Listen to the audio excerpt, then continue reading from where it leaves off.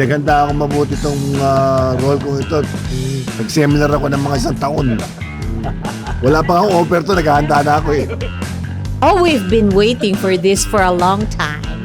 Especially with this guy. Yes! Ako po forever in love kay Joey. Hindi na po yata maiiba yon. Lagi akong panakit butas. Ako naman si Tolits dito. So, nung umpisa, kami yung kalaban ni Gabo. Hanggang sa naging kabarkada na kami at kasama niya sa mission. Ito yung community namin dito. Ang masayang, ito yung pinakamasayang side nitong kwentong to. Itong community na to. Excited po, syempre kung anong kakalabasan dahil ngayon po, nung mga past kasi laging napapasok ko gitna na patapos na pero ito, umpisa.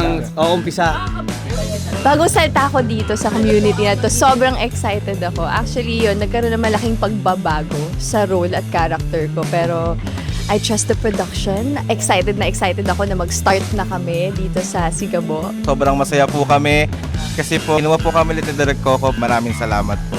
Abangan nyo, marami pa kayong dapat abangan. Night 2 yung...